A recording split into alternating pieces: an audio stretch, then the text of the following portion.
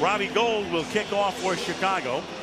Minnesota to receive. And Lorenzo Booker, who's been around with a couple of teams over the past couple of seasons, will run it back on this windy night with the wind swirling. And Booker won't have a chance right here because Minnesota will take the ball at the 20-yard line as we take a look at the Minnesota starters.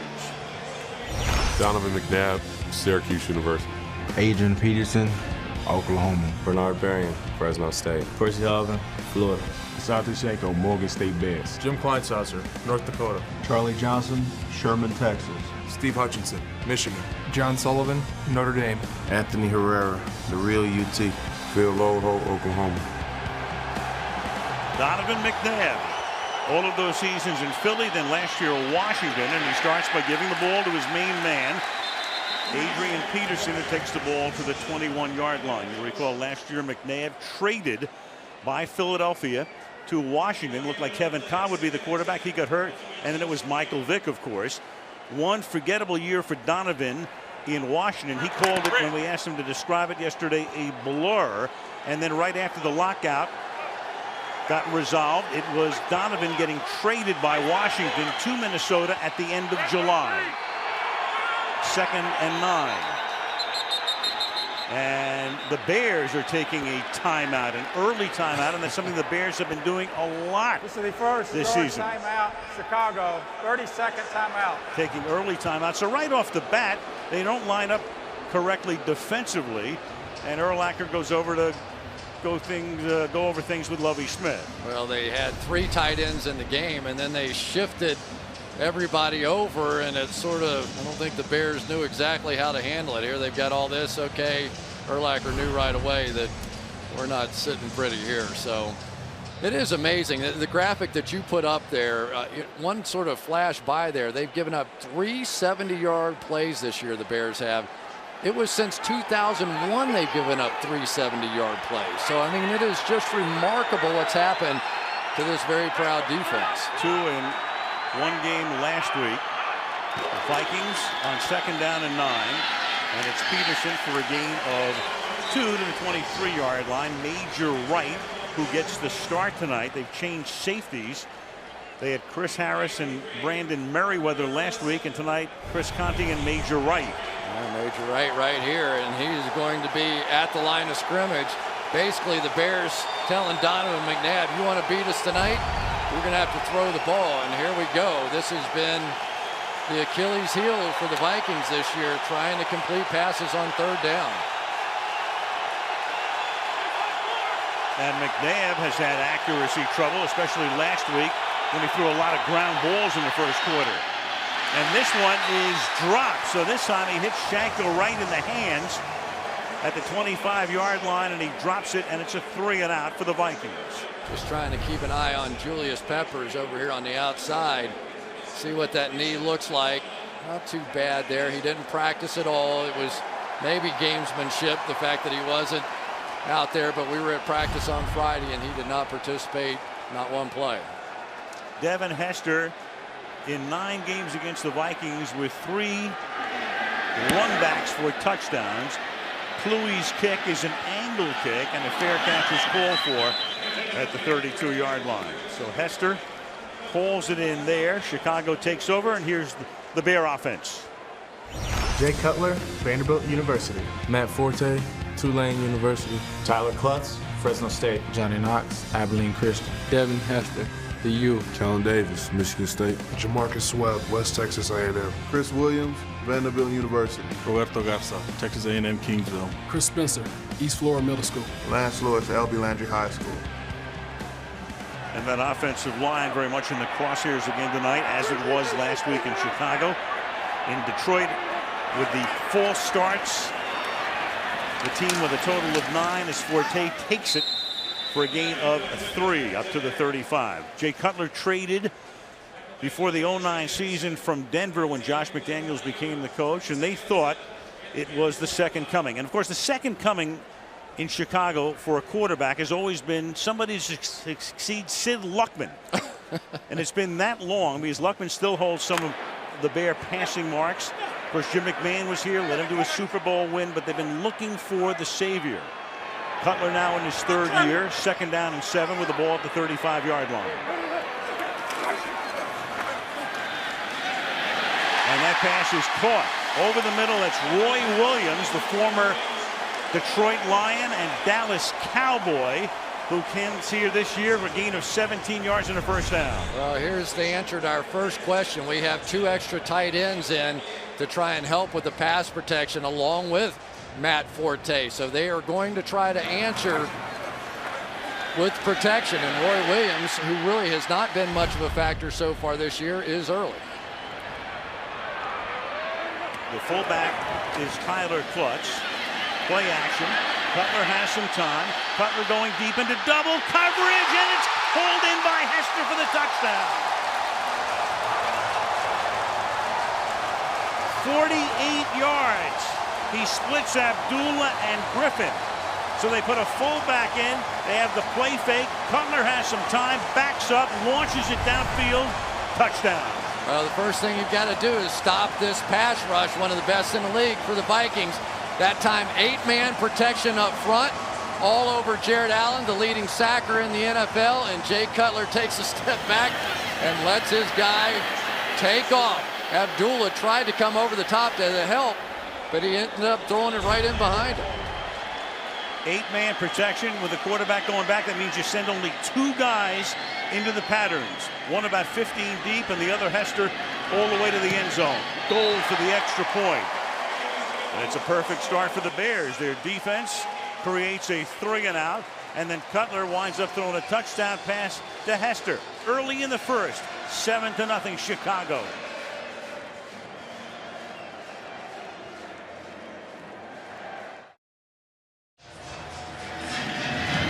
Right now, Donovan will have to take his team from behind 7-0 early on.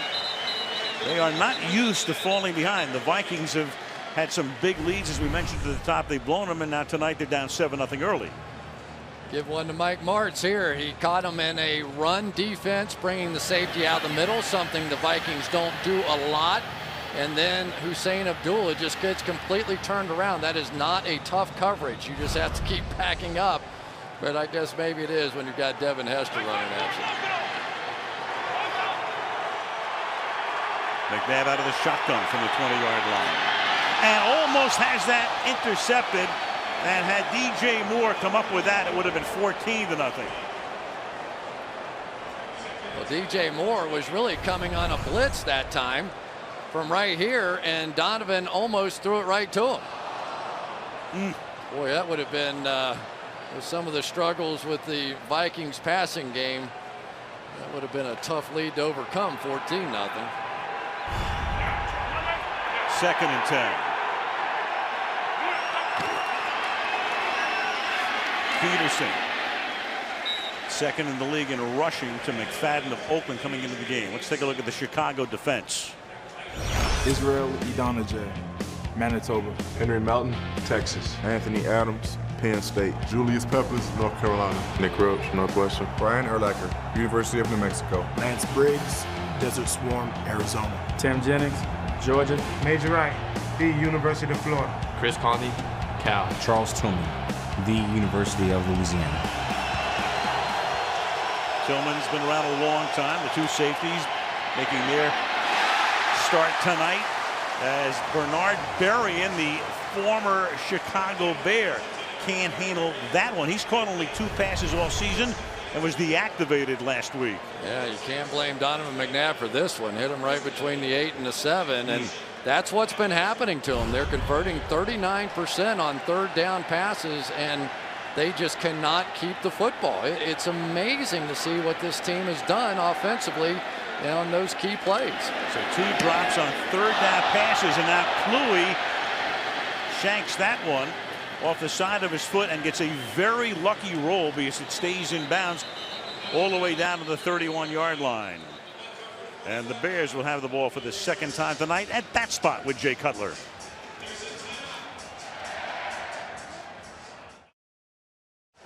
Beautiful shot looking north up the shoreline of Lake Michigan. As we come back to Soldier Field, Kevin Williams, 9th year in the league out of Oklahoma State, part of that fabled Williams wall, but Pat no longer with the Vikings. Part of that front four, and they set up a screen here to Forte. He gets to the 35-yard line. Let's take a look at the Viking starters. Brian Robinson, University of Texas. Remy Adele, Boomer Sooner. Kevin Williams, Oklahoma State. Jared Allen, Culinary Academy. Chad Greenway, University of Iowa. E.J. Henderson, Maryland. Aaron Henderson was hurting him in the home of the Terrapins. Chris Cook, UVA. Jamarcus Sanford, Mississippi. Hussein Abdullah, Washington State. Cedric Griffin, the Great School of Texas. Remy Adele. How do we get that hairstyle? Here's Forte up to the 45-yard line. Matt Forte, who is right now in a, I wouldn't say a contract dispute, to put it that way, but let's put it in these terms. Well, I guess you could say that. Right. He wants a new deal. He wants a better deal. He has been so valuable to this team. He accounts for almost half of the yardage. Jerry Angelo is the general manager of the Bears, and he's going to have to pay up to keep a guy who right now is about as valuable to his team as anybody in the league. Leads the team in rushing, leads the team in receiving yards, and is backed up by Marion Barber, who's in the game right now. And the pass goes to the outside, and that's caught by the fullback Tyler Klutz, who loses the ball. The Viking bench signaling it should be a fumble and a recovery. The officials confer, and they will keep the ball in the Bears' hands. Well, you saw the one official say he thought he was bobbling the ball. Yeah, he never really gained control of the football. This ball definitely comes out, gets punched. Now there's a relatively clean knee down. Fumble forward, out of bounds. By rule, we'll come back to the spot of the fumble. But he never maintained control of it. Aaron Henderson is the man who was able to punch the ball out. One more look at this. Well, it's been a rough night for Hussein Abdullah already here tonight. Gave up the touchdown and had a chance for a big play. Knee down, that's going to be a recovery, but he can't hold on to the ball. That makes it 2nd down and 4. And Forte with some tough running over left guard, taken down by Aaron Henderson. A Chicago 1st down to the 44-yard line. Yeah, good looking double team inside on Kevin Williams here. Just going right at one of the top defenders in the game, and a little trap from the outside with Matt Spaeth as well. So, you know, as much as you want to get on this offensive line for not pass protecting, you got Matt Forte, who's having a career year so far, averaging 5.5 yards a carry. At the 44, they load the box that time, and there's no place for Forte to go. Jay Cutler out in front throwing a block. You know, it's sort of interesting coming into this season that one of the stories was that the Bears not go to the Super Bowl because Jay Cutler wasn't tough enough in the championship game. Well, last week he proved everything you'd ever want to prove about toughness, and here he is lead blocking out in front, got Jared Allen on the ground. Very interesting how it all evolved. I mean, everybody was on his case after he took himself out, was hurt in the NFC Championship game. Caleb Haney had to come in, and now all of a sudden, Jay is like the hero last week, and the offensive line takes the brunt of the criticism.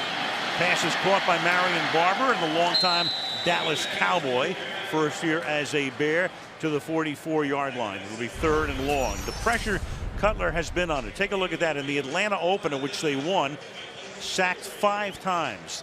Then a half dozen times at New Orleans. Thrice against Green Bay. Once against Carolina. 3 more times last week. 18 sacks of Cutler in 5 games this season. Those 3 sacks last week felt like about 7 or 8 under siege. He's 5 for 5 to start the game. Cutler. And that pass incomplete. Matter of semantics here. We said that Cutler took himself out of the game last year. He was hurt, and the Bears actually took him out of the game. But you all recall, and that's kind of the way Jay is. He looks dispassionate. He can be laconic, and the fans all look at the guy and they go, "What's wrong with him? Why isn't he playing?" And of course, you knew about all the tweets the guys were sending around the league, the players, and all of that. But, you know, Cutler, like almost anything in his career, just lets it all roll off his shoulders. Yeah, a shrug of his shoulders, a roll of his eyes, and goes on vacation. Adam Podlish, former Jacksonville Jaguar, and that's fair caught at the 5-yard line. Odd place to make a fair catch, but that's what Marcus Sherrills just did. 7-0 Chicago.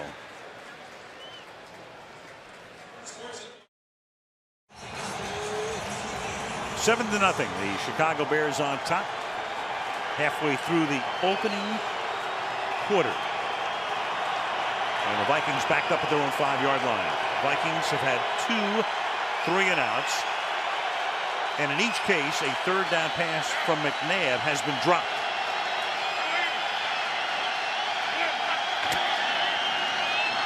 Fake to Peterson, then the pass is caught, but only for a 1-yard gain by Kyle Rudolph, second-round draft choice out of Notre Dame, rookie tight end. Donovan through week 5. He's been fine on first down. Numbers are very good. Second down, not very good. Third down, horrible. 39%, 3.6 yards per pass, and a 55 rating, which would be the lowest among the NFL qualifiers. 2nd and 8. And look out, and McNabb is going to get sacked. And the question is he out of the end zone? Walt Anderson says no, it's a safety.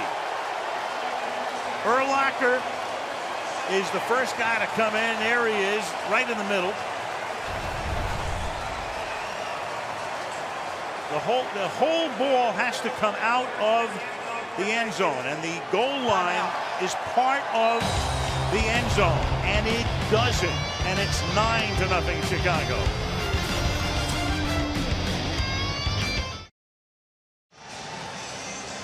Rookie second-round pick Stephen Paya out of Oregon State is the guy who really provided the path for Urlacher to come in and get that sack of McNabb and create the safety to make it 9-0.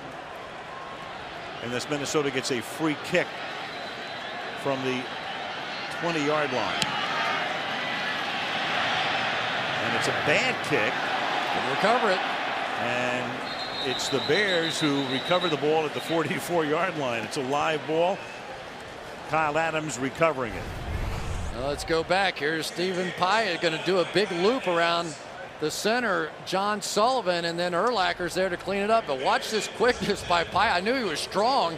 He set a combine record bench pressing 225 49 times. I just didn't know he was that quick. And for Donovan, sort of laid down there, might have been able to jump forward and get out of the end zone, but well, they've given the whole sack to Paya, which gives him 2 points. And again, to reiterate that rule, on a safety, the whole ball has to come out of the end zone. It's not like on offense where if the tip of the ball intersects the front of the goal line, it's a touchdown. It's the reverse in this instance. And here is good, tough running by Matt Forte.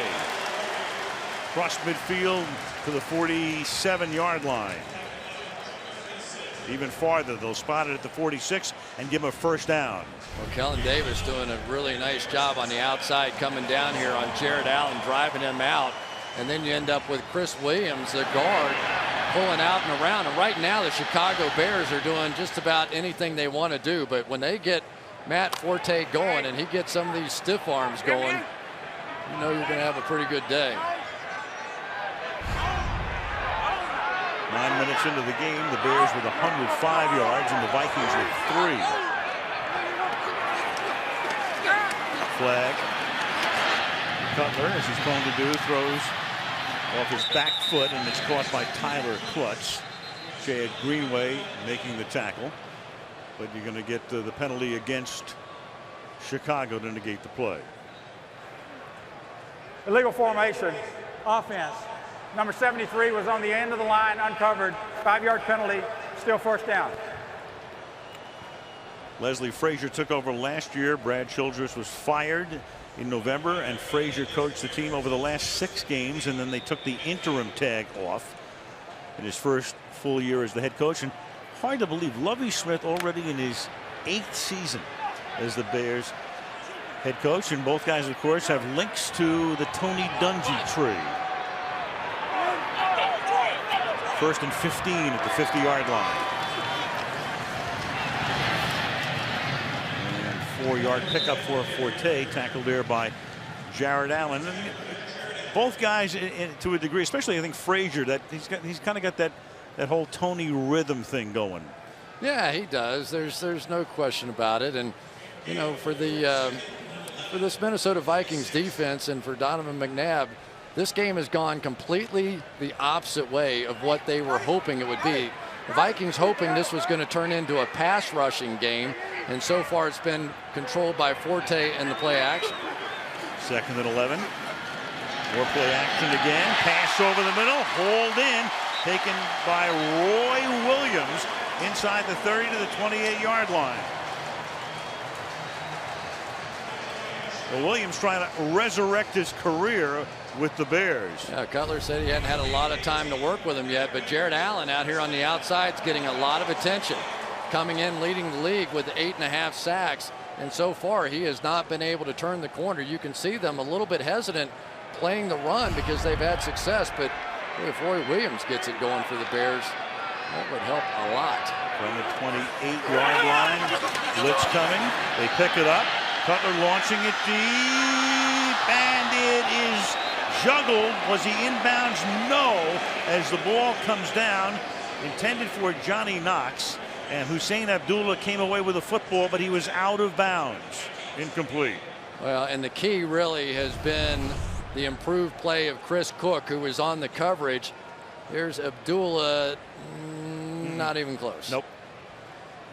But that is yet another example. There's 31, Chris Cook, who's really in there because of the injury to Antoine Winfield, who has played really well the last few weeks. A guy that was injured a lot last year, but has been making big steps the last couple of games.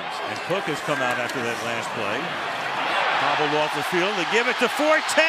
Off he goes inside the 10 to set up a 1st down and goal, and he's flagged down at the end. Griffin runs him down at the 7-yard line. Personal foul, horse collar tackle, number 23, defense. Half the distance to the goal, 1st down. And that'll make it 1st down and goal from about the 3.5. Let's take a look right here at Chris Williams. This draw takes a long time to develop, and watch him just stay on his guy. Comes off and gets Jared Allen on the backside. And Matt Forte gives you that little subtle hot. I think one of the keys to his game is just the patience that the guy shows running the football. Never overly excited.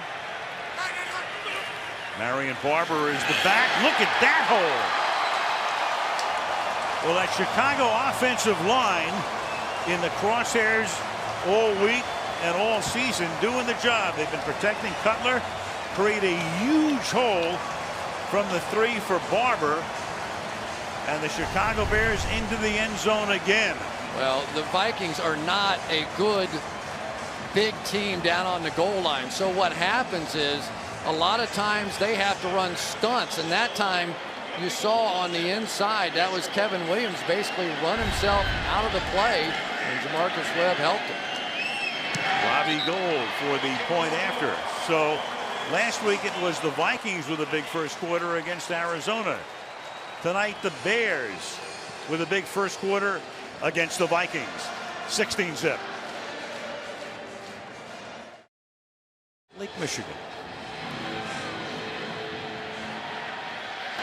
Beautiful city of Chicago on this Sunday night. Percy Harvin takes it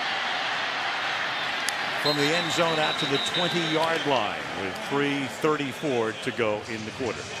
Well, we talked about some of the issues the Bears faced defensively last week against the Detroit Lions. It was a long run by Javid Best, and you'll see some of the mistakes. Here's Brian Urlacher in the middle, obviously one of the great players on the Bears.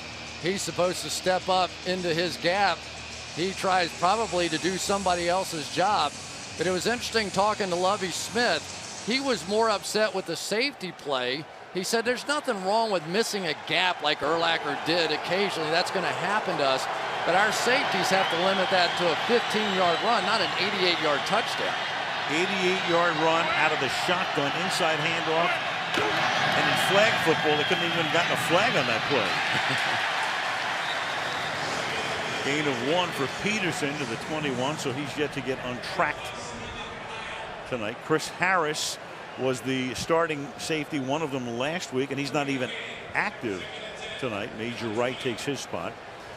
Brandon Merriweather, who was the starter last week and wound up getting fined for another shot to the head, with Major Wright and Chris Conti taking the spots of those two. 2nd down and 9. And McNabb throwing, and that is caught. And that will be a 1st down up at the 37-yard line. Kyle Rudolph, 2nd-round pick out of Notre Dame, the number 2 tight end, a gain of 19 yards. And really, Major Wright couldn't have had much better coverage than what he had on this one. And I got a chance to see a lot of Kyle Rudolph at Notre Dame. Guy catches the ball about as well as any tight end I think I've ever seen. If that thing hits his hands, it just sticks. It doesn't wobble, it doesn't bobble. And you talk to these Vikings and they say more and more we have to find a way to get this guy involved. Meanwhile, here's Joe Webb, who comes into the game. They have a special package for him, and it's an inside handoff to Peterson. Now, we saw Webb last year. Remember, Favre was hurt, Tavares Jackson was hurt, and then in that Tuesday night game, because of the snowstorm in Philadelphia on Sunday, the game delayed until Tuesday, and Webb had a big night against the Eagles. And they call this the Blazer package, and you just have to wonder how Donovan McNabb feels about it. He completes his first ball down the field, and that's when they choose to bring in the backup quarterback. 2nd and 7. He's really the 3rd quarterback. They still have Christian Ponder listed as number 2, the rookie. And Webb throws that into the Chicago bench. It'll be 3rd down and 7. That 1st down as McNabb comes back into the game on the prior McNabb pass to Rudolph was their first down of the game. It's Jared Allen. Yeah, has that little red dot in his eye, doesn't he? Remember, he got poked in the eye. I guess it was a couple weeks ago or whatever, and still shows that. And now Donovan McNabb comes back in 3rd and 7 and goes, thanks a lot. You know, I left 1st and 10, and now here I am 3rd and 7, and here come the Bears. And you saw Allen just about as passionate as any guy in the league, talking about the fact that they've given up those 2 touchdowns. What are they going to do about it? Meanwhile, McNabb has another 1st down as he winds up hitting Percy Harvin across the 50 to the Bear 47-yard line with 1.5 minutes to go in the quarter. Well, really not much to this route for Percy Harvin. He's just going to come down and sort of turn around in the zone. But what's interesting is even watching the game last week for the Chicago Bears, not a lot of pass rush. Unless Julius Peppers was the guy getting there, we didn't see much from the other guys. And now Peppers playing with that bad knee, so we'll see how much time Donovan has tonight. Here's Peterson going to the outside to the 44-yard line. Peterson broke in as a rookie in 07. In fact, had a tremendous day here against Chicago. It's the only time that the Vikings have beaten the Bears in Chicago in the last decade. 11 touchdowns in 7 games against the Bears. You always want to make comparisons with a guy. So he asked his coach, Leslie Frazier, last night to compare him to somebody. And Leslie would know. And he compared him to Walter Payton with that combination of power and speed. 2nd down and 8. And this time it's Percy Harvin who lines up in that 3-man set in the backfield, and that will take us to the end of the 1st quarter.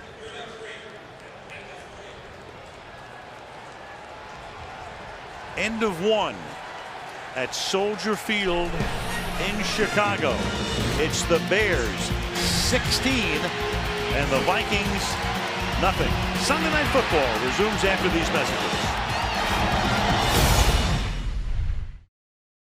Al Michaels, Chris Collinsworth, Michelle Tafoya, Chicago. Start the 2nd quarter. Toby Gerhart is in the game alongside McNabb on a 3rd down and 3. Donovan is flushed out and throws on the run, and Harvin makes the catch, and you saw the flag come in the secondary.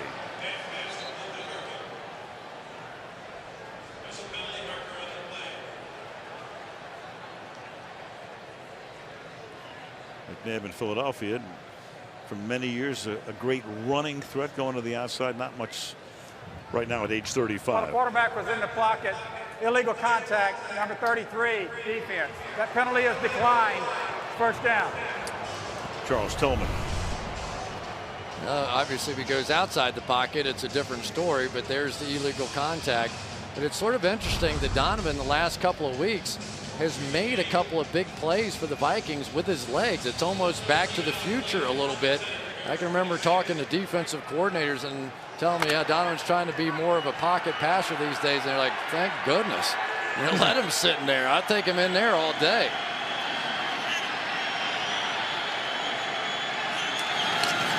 First down from the 26-yard line. That's Harvin, and he cannot get out of the backfield. That's Tillman. First guy to make contact with him behind the line of scrimmage. Yeah, again, pressure up the middle here.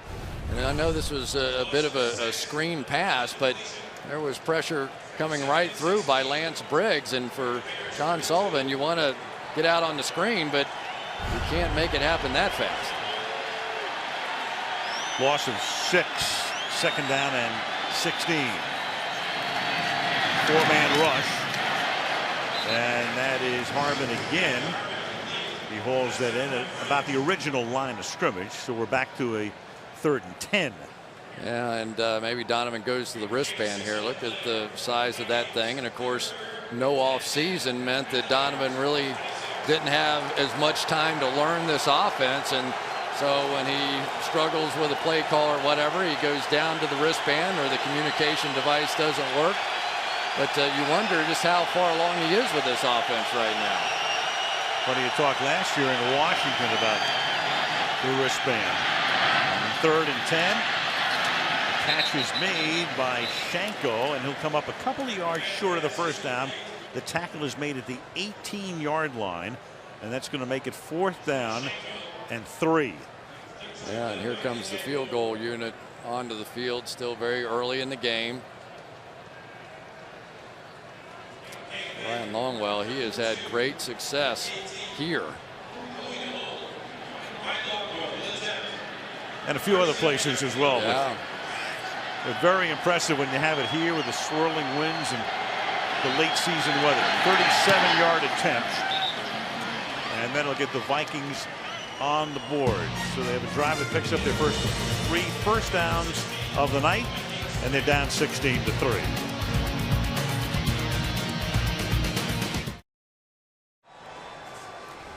(16-3), Chicago on top. Jay Cutler, 3 years in Denver, 17 and 20 there, and then he comes over to Chicago, 19 and 17. So this is his 37th game with the Bears. As you can see, he's been sacked, and that's the key right there. 105 times, more than twice as much as he was with the Broncos, coached at that time by Mike Shanahan. Mike Martz is the offensive coordinator here, one of the masterminds behind the Rams' greatest show on turf. It's a very interesting combination they put together in Chicago. It is. It's not really Jay Cutler's style. He's adapting to it. But you do get the feeling he wouldn't mind running a few bootlegs every once in a while in this offense. Get out of the pocket. A bouncing ball, and Hester is going to come out from the goal line. And the coverage is perfect as he gets pinned inside the 10. Devin Aromashodu, the former Bear, stopping him there, and Cutler will start from his own 10-yard line. Jay Cutler, 2.9 times per game. 3rd season with the Bears. Highest rate any active NFL player with the current team, and obviously a lot has to do with the line, but then again too, as Chris just said, a guy who would really love to get out of the pocket a lot more. Well, and they've changed their game plan tonight. This is different than what they did against Detroit. They're leaving extra guys in to help protect. And off to Forte, breaking tackles, tough running to the 14-yard line. Jamarcus Sanford, who had 2 interceptions last week, makes the stop. Yeah, and this is the Vikings' good half, so they need to get going. This is when they've had leads And right now, defensively, they have the Bears backed up a little bit. And you can only hope that at some point they'll be able to unleash these pass rushers that are so good. So far, because of the running of Forte, they have been unable to do that. Forte 8 carries for 58 yards. And the man who leads the league in yards from scrimmage adds a few more and picks up a first down. On the backside, Chris Williams continues to do a nice job. You know, when you have Forte, you're going to get some cutbacks. And so really the front side oftentimes is the backside with Matt Forte. So just about the time that they start moving across the board, he's coming back the other way. And for the Minnesota Vikings, they're not playing the way that they like to play right now. They like to leave 4 guys back in the secondary, but they're having to bring guys down to help against the run because they can't stop Forte. Here he comes again. And Cutler retreating, a step to his left, buys time. Knox makes the catch, and before Griffin can force him out of bounds, the Chicago Bears have taken the ball past the 40-yard line. Well, there it was again. They drop a safety down that time. Here he comes. So now Jay Cutler says, fine, you want to do that? Now I'm going to throw into a 3-deep coverage and get my fast guys down the field. Right now, Mike Martz is simply a step ahead of this Minnesota Vikings defense. They can't stop the run, and now they're starting to take advantage with the passes down the field. Gain of 19.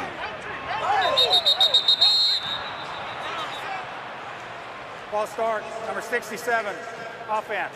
5-yard penalty, still first down. Chris Spencer. Of course, that was a call that was made about every 11 minutes the other night. Boy, wasn't that amazing? You're sitting there watching that game. It's like, come on. And I know it was loud. And as the game evolved, we saw the tackles start the game looking at the guy they were going to block. And by the end of the game, they were looking in at the ball because they simply could not hear Jay Cutler. From the 37. And he gets it off to Kevin Davis to the 40-yard line. Really a much different game plan, though, tonight for Mike Martz. We're seeing a lot of these 7- and 8-man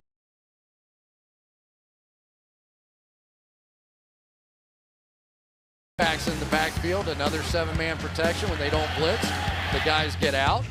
And once again, so we're not seeing that spread out 5-man out in the route. They're checking protection first, running the football well, and then throwing off of that.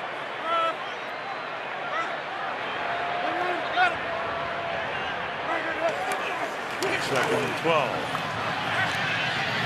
Cutler slings it to Forte, who can't hold on. It'll be 3rd down and 12 at the 40-yard line. Jared Allen seeking another sack, putting the pressure on that time, leading the league in sacks at this point in the season with 8.5. Yeah, Jared Allen coming around the left edge, and he's going against the guy that can block the sun over there, Jamarcus Webb. And on the other side, Lance Lewis, who moved from guard a week ago out to tackle, is doing a nice job as well. Jared Allen having a monster season, but so far tonight really hasn't threatened Jay Cutler.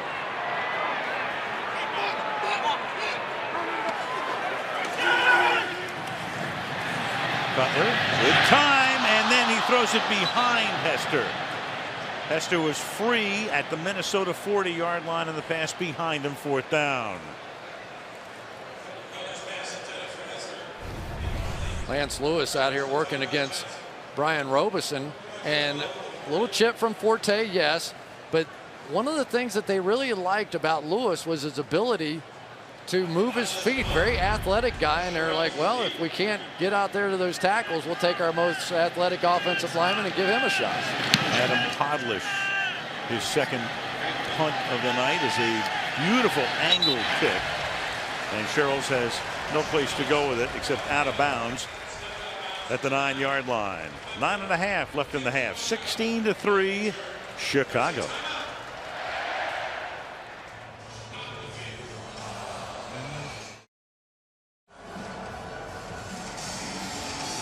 Sooner or later, it would figure that guy's going to be your Viking quarterback. They picked him in the 1st round, 12th overall pick, first Florida State quarterback ever selected in the 1st round. But right now, he's just learning. He's the number 2 quarterback behind McNabb. On the bench, watching Donovan begin this drive from the 9-yard line. And to the outside, and he throws another one to the ground as he was prone to do last week. So, Chris, the question becomes when. I mean, it's a matter of Ponder at some point becoming the quarterback. If you lose tonight and you go to 1-5, and now you got Green Bay at home next week, and then Green Bay comes in another couple of weeks as well after Carolina. At what point do you say it's 2012? Well, if Donovan keeps throwing them in the dirt like he did that last one, it's going to be sooner rather than later. That has been an issue for him so far. But Christian Ponder's sitting over there, and I know there are people within this organization who think the time is very soon. Peterson for a couple. One of the issues that Donovan McNabb has had is with his front leg. Watch how sometimes he'll sort of lock that thing out, almost like a golfer maybe getting over on the front side a little early. When he does miss, he misses low, which means he doesn't throw many interceptions. But every time he threw one of those last week, the fans sort of let him have it. It's the first time I think I've ever seen a quarterback get booed with his team leading 28-0 in the first quarter. 3rd and 7. But that had a lot to do with Adrian Peterson. That pass is a little bit low. But Berrien is able to come up with it before it hits the ground. Yeah, but he didn't get a chance to run with it. So really what you're hoping for there is the chance to catch and run, because you're short of the first down marker with the throw. But because it was so low, Berrien had no choice but to just go down and get it. And here comes the punter. Devin Hester back to, he hopes, run it back. We'll see what Cooley does. It's a high floating kick. And that's going to take a big Bears bounce and roll all the way back to the 33. So it's one thing to kick away from Hester, but a whole other thing when the punt only goes 17 yards. 16-3 Bears.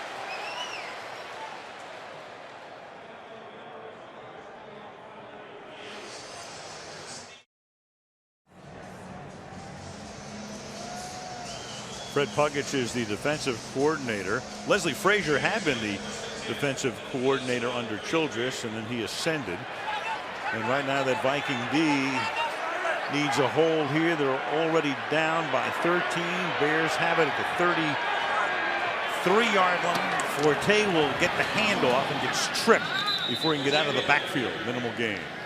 Yeah, a little unbalanced line that time by the Chicago Bears as they bring in an extra offensive lineman just to try and throw them off. 3 offensive linemen and a tight end on that side, and then really kind of run to the backside behind the double team, and it looked pretty good for a minute until Lance Lewis sort of stuck that back leg out and got Forte. He's the only one that stopped Forte so far tonight. 2nd and 8. They flank Forte. They've got Klutz lined up in the backfield. He stays in the block. The pass to the outside is errant, intended for Kellen Davis. It'll be 3rd down and 8. Well, the strength of Matt Forte, his patience, and these jump cuts that he does so well. He runs with his shoulder square to the line of scrimmage, but then does these little lateral jumps and has the ability to re-accelerate. And so when you think he's coming somewhere and the defense starts to close on him, he jumps the other way and makes a play. He would like a contract soon, but thus far, Bears aren't giving him the number he wants. Be a false start. False start, number 74, offense, 5-yard penalty. Still 3rd down. Chris Williams, the #1 pick out of Vanderbilt in 08. You know, it's interesting, Al, the whole franchise tag, because the Bears are offering Matt Forte a contract, and if he doesn't take it, they can give him the franchise tag and pay him about $8 million a year, but no guaranteed money up front. So that's the decision now that Forte has to make. Do I take the guaranteed money for less, or do I play it 1 year at a time and worry about injury? Jerry is Angelo. Always easy for the fans to spend everybody else's money. 3rd down and 13. And Cutler slings it over the middle, caught by Hester. And they convert on 3rd and long as he takes the ball down to the 13-yard line. Well, once again, 7-man protection, and the Vikings are trying to bring some blitzes, but there's just nowhere to go here. This offensive line, what issues on the offensive line? They have been absolutely flawless so far in this game. And remember, you're talking about the Minnesota Vikings, probably the top pass rushing team in the NFL coming into this game. Licking their chops coming into this game. Meanwhile, the Bears with 212 yards of offense. 140 through the air. It's first down. And Cutler throws and caught for a touchdown. Dane Sanzenbacher, the Ohio State undrafted rookie, makes his first catch of the night for a touchdown. This is beautiful right here. Hard play action. They're going to impact E.J. Henderson. When they go that way, he's going to turn this way, and then they're going to throw right in behind him. Beautiful job by Cutler. Squeezed it in a small hole. That was well designed and perfectly thrown by Cutler. Sanzenbacher, who played with Terrell Pryor at Ohio State. Into the end zone. The extra point by Gold is good, and the Chicago Bears, coming off a terrible performance on Monday, playing brilliantly tonight. 23-3.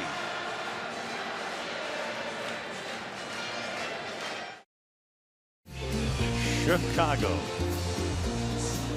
cruising down the Chicago River.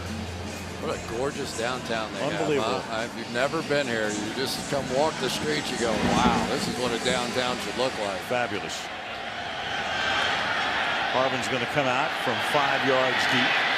Ooh, and he's going to get hogtied at the 17-yard line. Sam Hurd came over from the Cowboys, lending his special teams skills. This is weird for the Vikings. Look at that. They only allowed 19 points in the first half compositely this year. In the second half, a whole other story. They've blown those 3 big halftime leads, and tonight they're going to have to do it in reverse. They're going to go into the locker room in all likelihood, down by a lot at the half, and we'll see if they can turn it around against the grain in the second half. Yeah, they've been playing in reverse so far. From the 17, fake the end around to Harvin. Deep downfield, and McNabb able to throw it down the middle to Bernard Berrien. Well, you've got young safeties back there in the game. A lot of action going on. Watch these guys react. Coming up, firing up. You see the reverse, and then all of a sudden Donovan still has the ball. And really, if that one had been led out in front, maybe a chance. But this is the kind of rocket shot that Donovan is capable of throwing, which makes it so much more unusual when you see him throw one in the dirt. He has a ton of arm strength.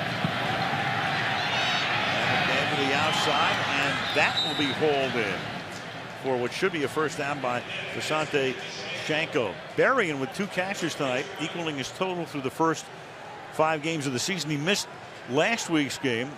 Word in Minnesota was that he missed a couple of team meetings. Leslie Frazier wouldn't address that directly. He said, hey, look, he understands what happened, and he's ready to go. He was a little less than 100% on a couple of pass plays the week before, too. Against Kansas City.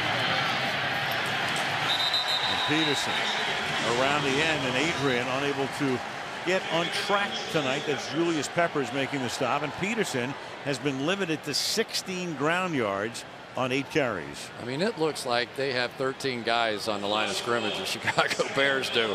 So Adrian Peterson is not going to beat them tonight. If the Vikings are going to mount a comeback, Donovan McNabb is going to have to do that. You can see the game plan. You can see what they're doing. Now they get a big play, stop them on second down, and they still bring 10 guys around the line of scrimmage. 2nd and 11.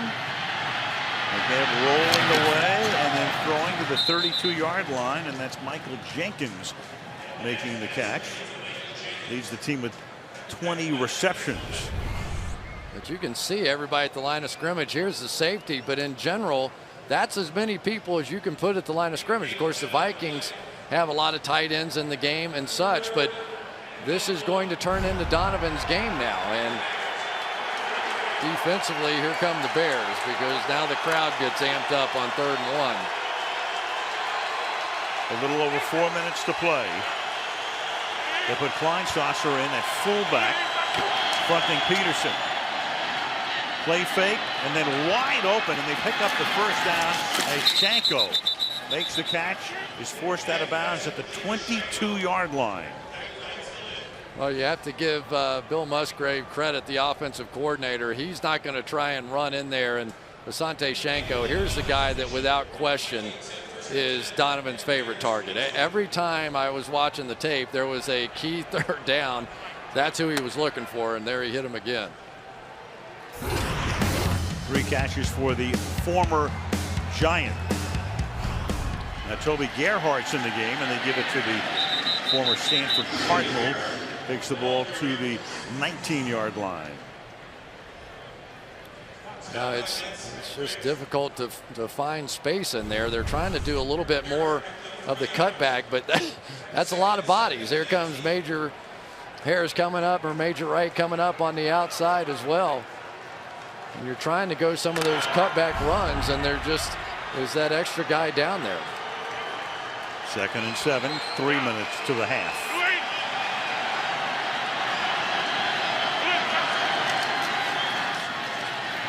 Play action, little jump screen, and Gerhardt, the runner-up a couple of years back in the Heisman balloting, gets tackled by Charles Tillman, and another big 3rd down coming up for Minnesota.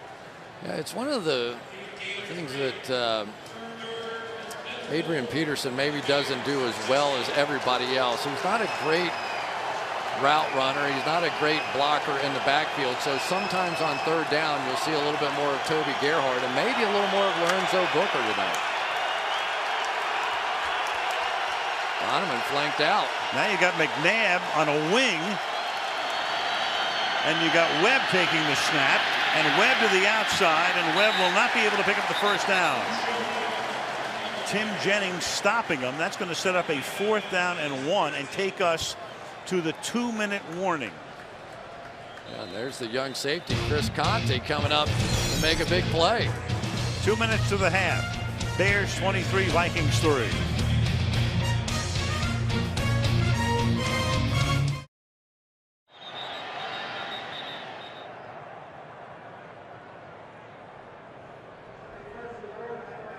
Minnesota, 30-second timeout. And they got a. That was just bizarre. We had Right. a 2-minute break, and then they changed their mind, I guess, afterwards. Well, they were going to line up to attempt a field goal, which would have made it 23-6. You still would have had a 3-possession lead for Chicago. And we were talking about it during the break. It's my feeling, hey, why not go for it right here? Bill Musgrave, the offensive coordinator. It's almost a now or never moment. You're down by 20. You got a 4th down and 2. You know what I bet happened there? I bet you they had a fake on. Got out there, saw the alignment of the Bears special teams, and said, I don't like it. Yep. So now we're going to just send our guys out. Bears sent their anti-fake unit out there, didn't they? They could smell it. 4th down, short 3 from the 15. And then you got, and you can see Peterson's frustration right there, because she had action along the line. That's Michael Jenkins who was moving. Start, number 84, offense. 5-yard penalty, still 4th down. And that compels you to kick the field goal now. Boy, you're talking about a lonely walk off the field right there. Wow. Lining up to go for it on 4th down, and Jenkins starts moving his legs, and now it will be a 38-yard field goal attempt for Ryan Longwell. Busculi puts it down, and that kick is hooking and is wide.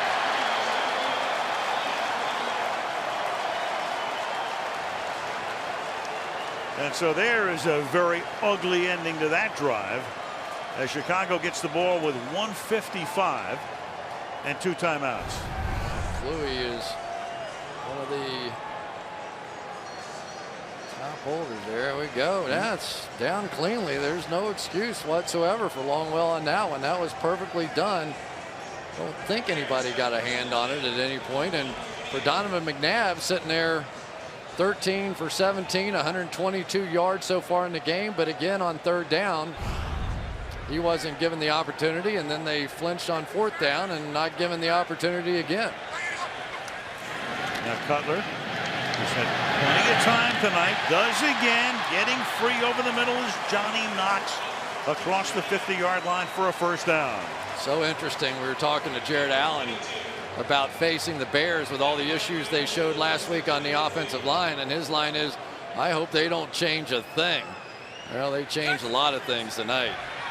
A lot of different protection schemes in here. Cutler with under a minute and a half. That's Forte. Forte gets tackled just short of the first down at the 41-yard line. Greenway makes the tackle. Isn't it amazing the difference in the body language of a quarterback when he's not getting hit? I don't think Jay Cutler's been knocked to the ground tonight. Clean uniform, clean pocket, swings it to the outside. Hester makes the catch, steps out of bounds to stop the clock, and a first down with a minute and 2. Sunday Night Football brought to you by Geico. 15 minutes could save you 15% on car insurance. By Wendy's new Dave's Hot and Juicy Cheeseburgers. By DirecTV, if you call yourself a sports fan, you got to get DirecTV. And by the highly intelligent new Audi A6, Audi Truth in Engineering. First and 10 to the 35-yard line with 62 ticks left in the hand.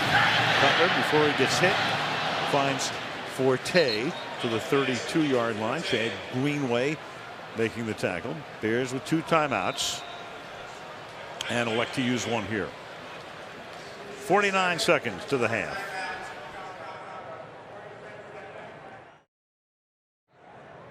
Second down and 7 after the timeout. Bears have 1 left, ball at the 32. Cutler finds room, and then Hester drops it. It'll be 3rd and 7. Boy, the big difference I'm seeing tonight from Jay Cutler is even when there's a little bit of pressure around him, his eyes are staying down the field. He was talking about it this week, saying, listen, it's hard to keep your eyes down the field on the receivers when you're constantly being hit and badgered in the pocket. Well, that time, even as he stepped up, he just sort of stiff-armed his own guy, found a little space and threw the ball.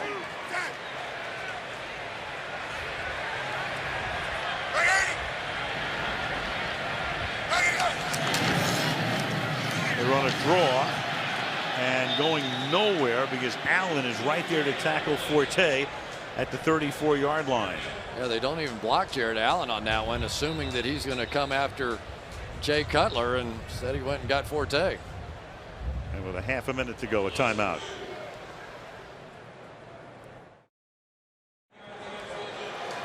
Robbie Gould comes in for a 51-yard attempt. The Vikings took that timeout. They want to conserve some clock on the other side. And of course, they get the ball at their own 41 if he misses this one. Podlish to put it down. 51-yard attempt by Gould. Good as gold.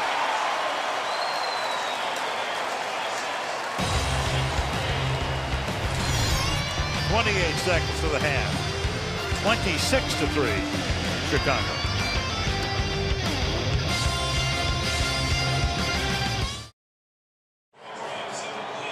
Mid-October, Sunday night in the Windy City, where it's breezy tonight. Temperature is in the low 50s at the moment. And Leslie Frazier has watched his Minnesota Vikings, who've been stalwarts in the first half of games this season, turn in a pretty dreadful performance here in the first half tonight. 26-3 Chicago. Virginia McCaskey, daughter of George House, secretary of the board, trying to watch her team go to 3-3, and then they go to London next Sunday to meet Tampa Bay over at Wembley Stadium. This is Lorenzo Booker. Out to the 24-yard line. You know, the one thing about the Bears, you looked at them coming in 2-3, but Lovie Smith, ever the optimist, says, hey, look, you know, if we win this game, we go to London, we beat Tampa, we're 4-3, and that's exactly where we were last year after 7 games, and they wound up as the number 2 seed in the NFC. Yeah, he was most disappointed, I think, with the play of his defense. He said, you know, I've watched Lovie Smith's defense for a lot of years back in St. Louis, and they don't give up big plays. I mean, they have 2 deep safeties for a reason, so they don't give up big plays, and they've been doing it all year. McNabb avoids the sack. Shoe comes off, and the catch is made here on the outside by Kleinsasser with 13 seconds left. Well, Julius Peppers, you can tell his knee is bothering him here on the outside, but he still comes around and gets everything but the sack. Donovan, just because he's a little like Ben Roethlisberger, just because you get 2 arms wrapped around him doesn't mean he's going down. Left shoe comes off. Donovan's still out there fighting him, and wonder for Julius how many more snaps he's going to get. They have a throw, and that slant is caught by Michael Jenkins. With the clock ticking down, and Minnesota will take its final timeout to set up one last gasp pass.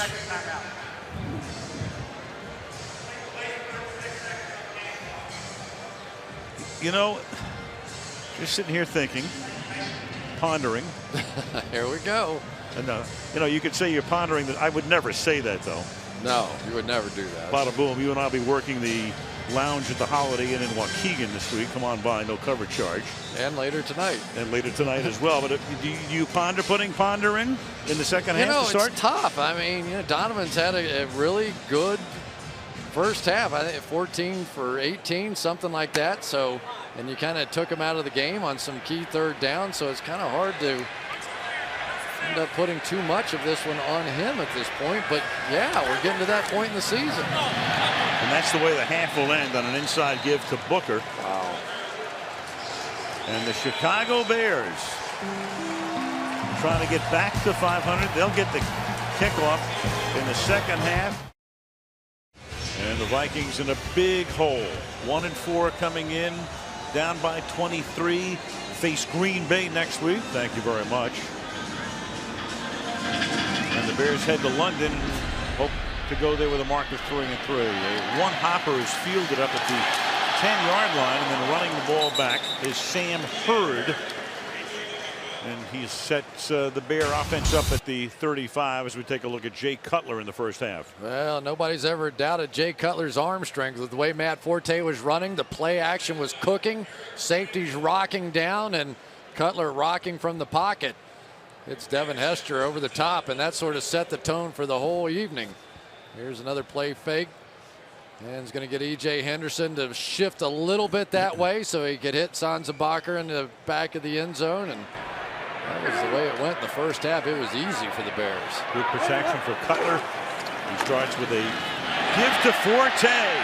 He cuts it back to the left side and out to the 49-yard line. A gain of 15 on the opening play of the half. Yeah, we've got Tyler Klutz, the fullback, in there, is going to end up picking up a block. This is how much backside running they do. They put the fullback on the backside of these things. They get Forte started to the right, but know they're coming backside. And really, for me, as well as Cutler has played, the story of this game has been the running game of Matt Forte and the play of this offensive line. And the defense doing its job. From the 49-yard line, as Thunder was swinging out to Forte. And he'll get taken down in the open field by Robinson, and we check in with Michelle. Well, Lovie Smith told me at halftime he is very pleased with the way his offensive line is playing in this game. As for Leslie Frazier, he said the Vikings were heading into halftime looking for any way possible to get pressure on Jay Cutler. He said he's had way too much time to throw back there. But you guys were pondering Christian Ponder and whether he'd come into this game. Frazier indicated he's happy with McNabb. On their next drive, you know, their first offensive drive, he needs to see points on the board for the Vikings, Al. You're right, because McNabb, at least statistically, not a bad half. 15 out of 19 for 138. But you're right, they need points, and they need a lot of them. Forte to the 47-yard line. You know, and it's tough. Here's Donovan. He's comes over. He's probably a one-off kind of difference maker, hopefully, for this season. Just buy a little time until Ponder is ready, and he knows where he is. He's a veteran guy. He went through the whole thing with Kevin Cobb. He went through the whole situation with Mike Shanahan and all of that in Washington. So believe me, it's not like he doesn't know what's in front of him here. 3rd and 7. The ball is at the 47. Cutler stepping up, and finally they get to him, and the ball is loose, and that's Allen who comes up with the football. At the 43-yard line, Jared Allen leading the league in sacks, coming in with 8.5 and creating the turnover. Just a hustle play by Jared Allen on this one. He really didn't get a whole lot going. He just kept playing hard. Here he is out here working against Webb. You can't say Webb didn't have good protection. Cutler tries to step up, but he holds the ball so far away from his body. Allen's able to get that thing out of here. And here we go for the Minnesota Vikings. This is exactly what they needed to start this half. That's the trifecta. That's the sack, that's the forced fumble, and the fumble recovery from the 44-yard line. Still trying to get Peterson on track. Bears have done a great job on him tonight. And now Adrian finds a little bit of room and picks up about 6. Well, so many mistakes by the Vikings in that first half, and especially on 3rd down. Started with Shanko missing one early and come right back. Bernard Berrien missing the next one on 3rd down, and it just set the tone. And it went on from there. There was the safety. Paya coming in to get that, and then on 4th down, you're going to go for it. Flinch, back it up, bring in your ultra-reliable kicker, and he skanks it. Adrian got 8 yards on the play, 2nd and 2, and McNabb under pressure. Throws incomplete. 3rd down and 2 for the Vikings. Jay Cutler over there working with the guys on the sideline, and Minnesota's trying to stay with this sort of max protection look on the offensive line. They're playing 2 and 3 tight ends on almost every down. And when the Bears come up, they're going play action out of it. But they need a couple of explosive plays to get back in this thing now. Pat Brown is in at right tackle. Phil Loadholt, they were working on him from time to time tonight, is out. Here's Peterson. He gets the first down, cuts it back inside the 30 to the 28-yard line. You know, we were talking about him before, Chris, and you always hate to make a comparison. And the only reason I mentioned the comparison to Walter Payton was that Leslie Frazier, who made that comparison, played with Walter Payton with the Chicago Bears in the early 80s. Which, of course, is the ultimate tribute. It's like John Sullivan, the center, now going off the field here as well. But I can remember, Al, when I was playing in Forrest Gregg, at one point came into our meeting room and he said, stop everything. He put on a tape because I want you guys to watch a football player. And he showed about 5 straight plays of Walter Payton blocking, not running, not doing anything else, just full out effort. And you got a little flavor for what everybody feels as far as respect for Walter Payton in this town. Peterson seeking a rushing title, 2nd to Darren McFadden of Oakland coming into the game. Joe Berger comes in at center on a 1st and 10 at the 28-yard line.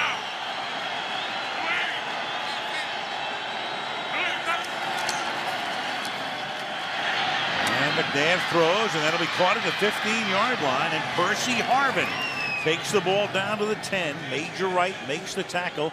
Vikings trying to cash in on the takeaway. Well, nice job by Adrian Peterson here. He's going to pick up the safety blitz coming in, and if he does it, McNabb's going to get it right in the ear hole. Gets just enough of them. But for Donovan, you know, about the time the conversation starts turning, are you going to take him out? They get a break. They get a fumble recovery from Jared Allen, and here they are. 1st and goal, the ball at the 10.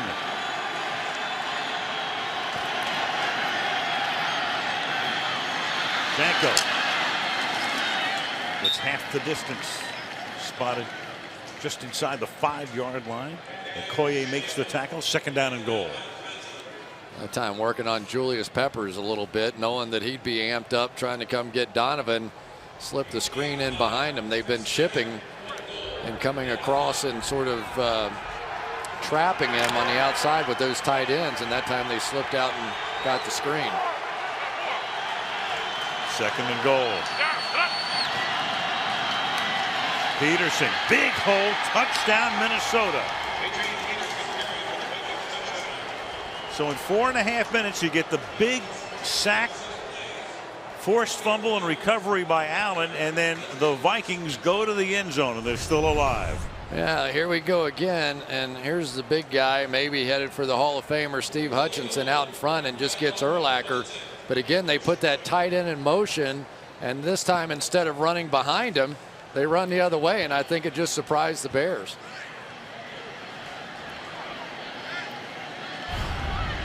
Longwell's extra point is good. Get it back to a 2-possession game. 10:23 remaining. Allen creates it. Peterson pays it off. 26-10.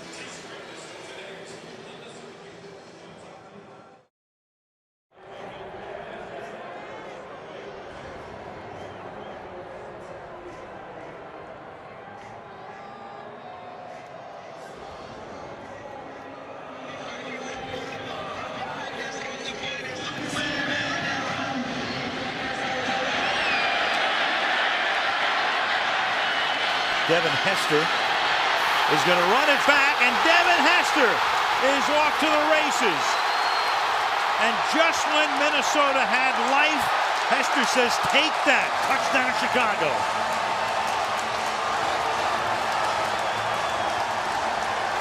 "98 yards.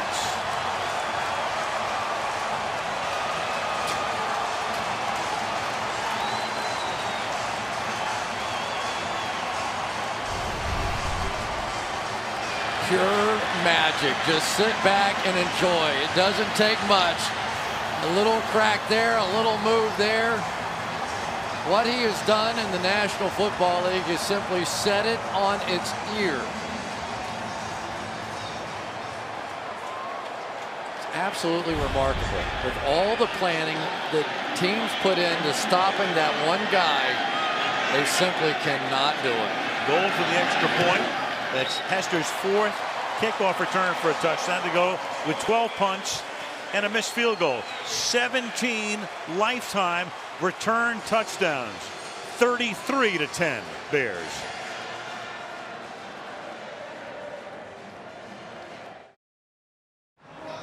Still a young guy. Hester is going to wind up at the top of that list. Deion Sanders still holds the record most return touchdowns of any sort, 19. Hester and Rod Woodson with 17. And there was number 17 right there. And it's 33-10. From the 2-yard line, Lorenzo Booker. He just looks human, doesn't he? Yep. Wow, look at Devin Hester before that kick, sort of licking his chops, rubbing his hands together. All right, guys, let's go do this thing here.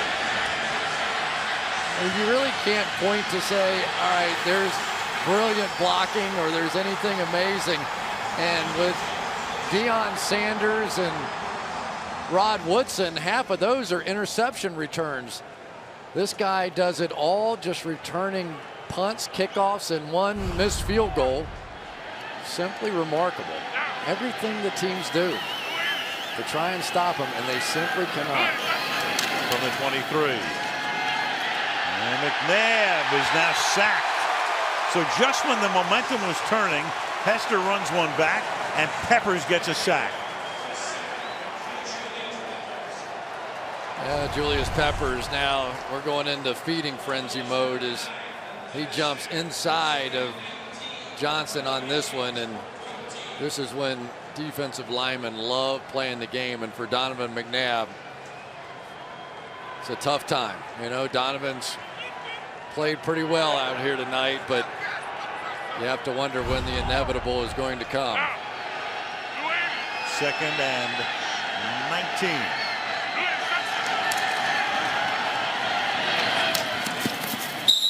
Minimal gain to bury him. Let's check with Michelle. Well, the Vikings center John Sullivan out of this game with a concussion.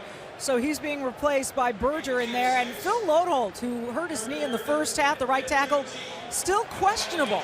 We have not seen him in here in this half, so Pat Brown's picking up his duties, Al. And Michelle, they only have 7 offensive linemen who are dressed, so they're down to their final 5. But they have offensive tight ends that play like tackles in this offense, so right. They can shuffle those guys in there. 3rd and 13. McNabb, and he's going to go down in a heap again at the 10-yard line. Okoye in his 5th year out of Louisville with the sack. Yeah, Moby Okoye right here comes over from Houston and hasn't had a huge impact, but that was just a coverage sack. There really plenty of time, and here we go again. He's smiling now. See if he rubs his hands together again. Licks his lips. Where's Cooley going to kick it? Well, Hester's going to get a chance here. From the 37, starts to stumble. Regains his balance. Here he goes again, but this time he's going to run out of room inside the 40-yard line. I think somebody on the sideline along with him. Bears are just goofing off now.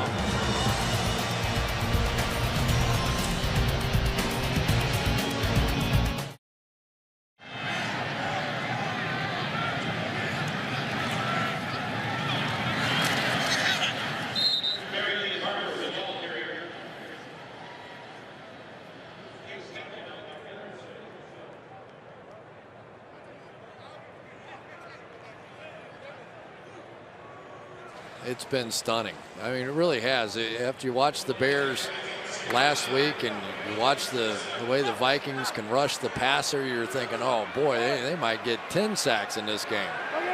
Marion Barber in the game.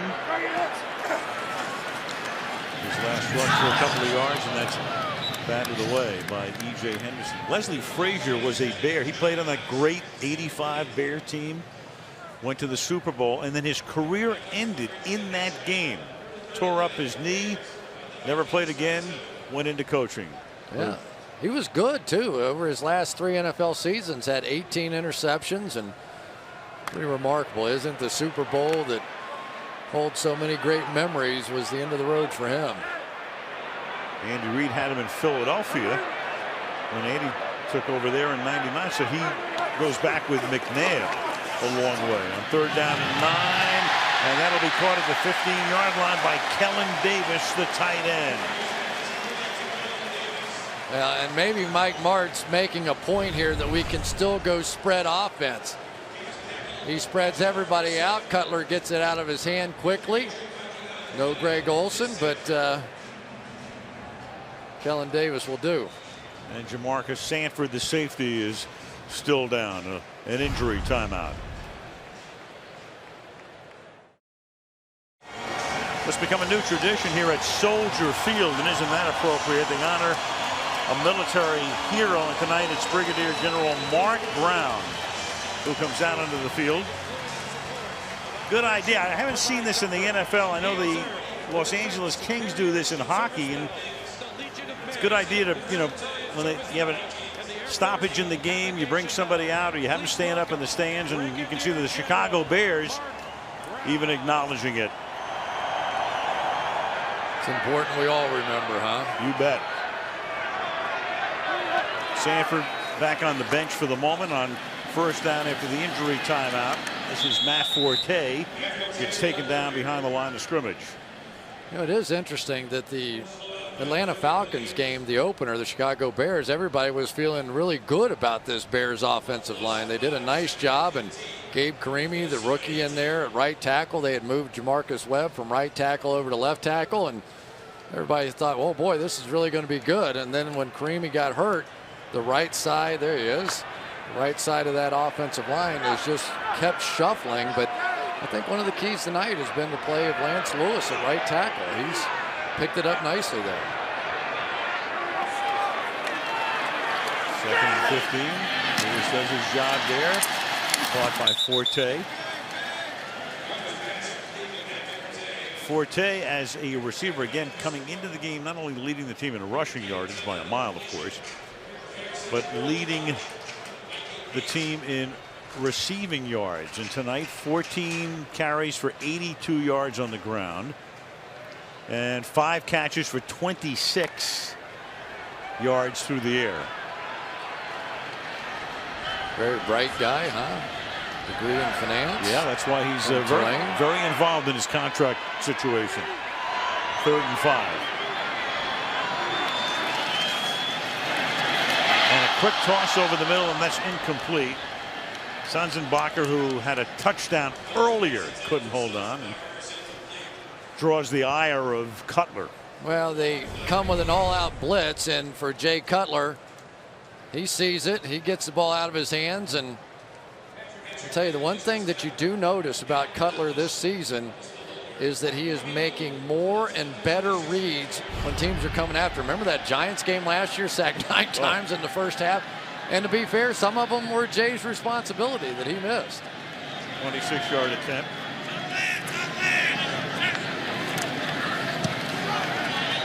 And the man who hasn't missed a kick all season stays perfect. 36-10.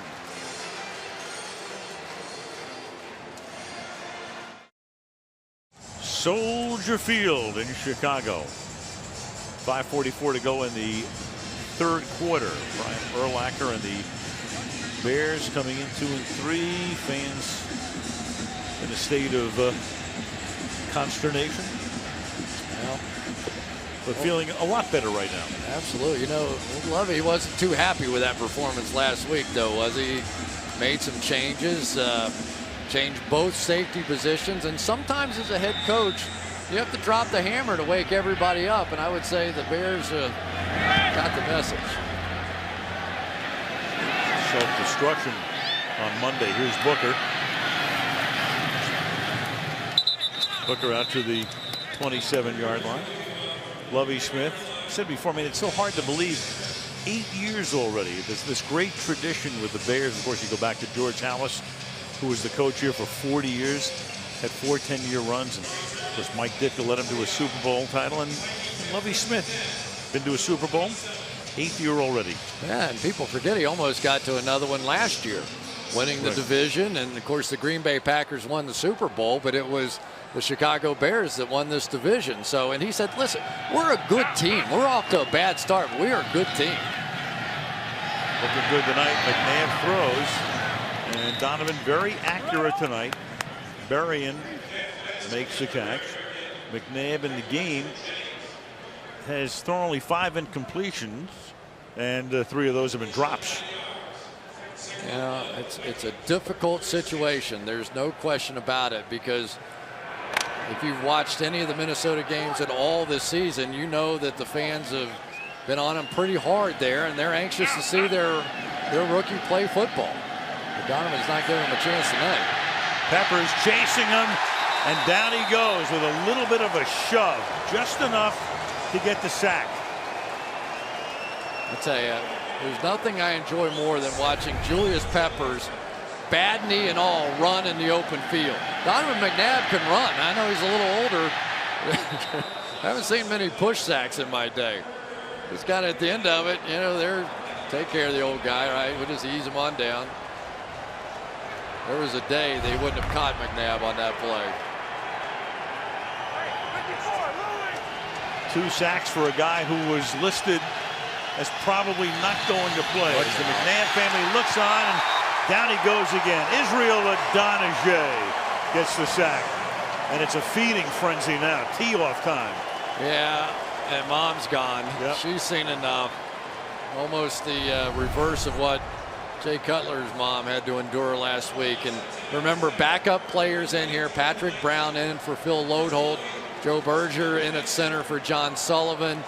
And this is going to be hard enough anyway. But you have 40% of your offensive line out. It gets even harder. 5 sacks, and now you got Hester ready to run the kickback if Kluwe lets him. Boo, they're going to boo. Well, you can boo, but it's a bad punt. Hester can only smile about it. Give Chicago great field position. What about Hester's night? Well, it all started with the bomb right off the bat. He has been doing much better. Cutler very happy with him at wide receiver, but then it was showtime, and every time he touches the ball, you can almost hear the air go out of this stadium. I mean, they really expect him to return almost every kick he touches, and had one soon after that. He got close.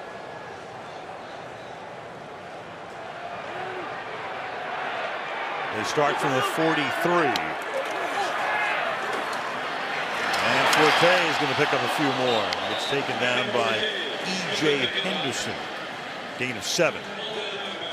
I'll tell you, Chris Williams is showing me something tonight, getting out in front of these plays. He's been going both left and right, but the ability to get an offensive lineman out in front on the edge and up on the corner, that came very close to breaking. Chris Williams brought in here. They anticipated he was going to play left tackle. And now look at here.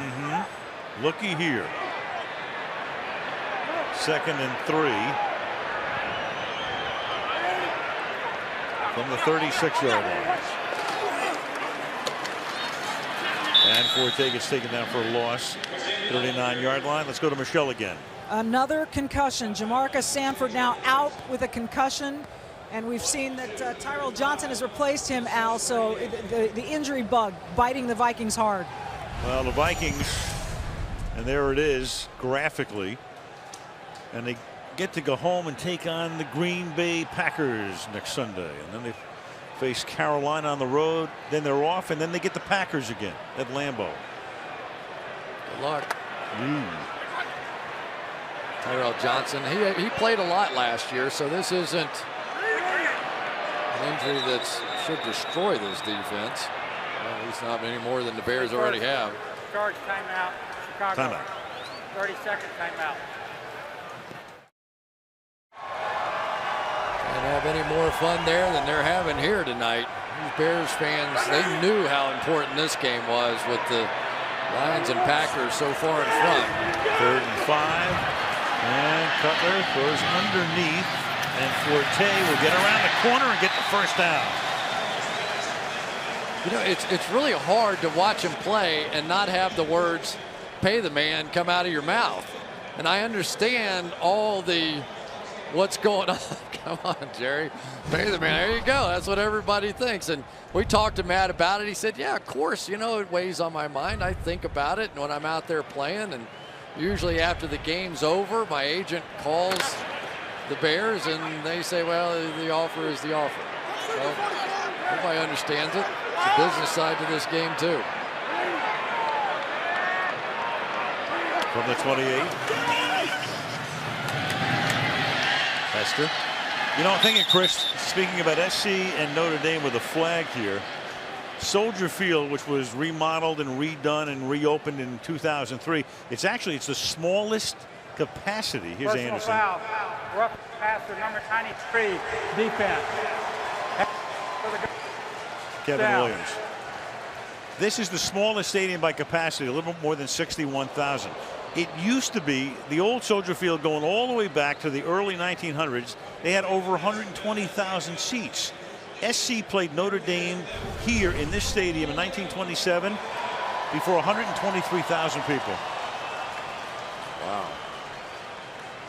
Made some money that day, didn't they? Jay Cutler earned his money on that one too. That was a helmet-to-helmet shot, and at the end of it, you saw Cutler get up and sort of shake his head. He's been clean all night. Yeah, he was just looking for the flag. There you go. He's going to help out the official. 1st and goal from the 9. Marion Barber is the running back. Hester, will they get a 3rd touchdown? Well, not yet anyway, to the 4. 2nd and goal. You know, they've really been trying to limit Devin Hester's reps at the wide receiver position to get him effective again as a returner. He kind of went through a little lull there when they made him a full-time wide receiver as far as his returns. So they're trying to take a few snaps off of him at wideout, and it's paid dividends on the returns. 2nd and goal, final minute of the 3rd quarter. Barber.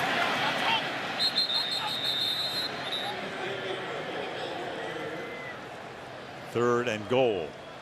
And Marion Barber, they're hoping that they can take some of the pressure off of Matt Forte in the same sort of way. He was dinged up and injured for a little while, so even third downs fell to Matt Forte, but they really brought Marion Barber in here to take care of these situations. Don't have to run another play. They'll change ends, and we'll start the fourth quarter with a third down and goal. But a good start for the Bears tonight, and they have built on it. Allen, for the moment, got Minnesota back into the game, but Hester took care of that momentum with a swing of his own. And after 3 in Chicago, it's 36-10 Bears. Sunday Night Football from Soldier Field resumes after these messages.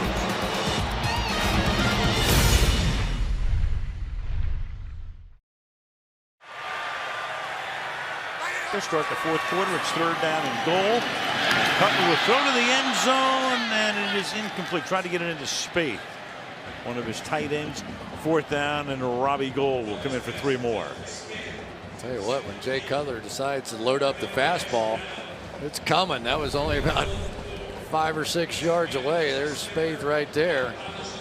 And Jay's just going to unleash one here, trying to squeeze it in that tight little hole, and couldn't quite get it there. Robbie Gould for a 22-yard attempt.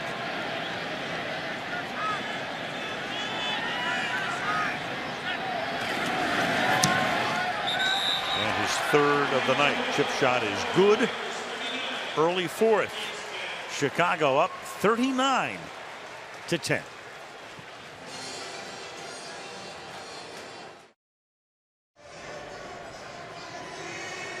A lot of fun stuff to do in Chicago. Now we're going to get to see a new quarterback. Yep.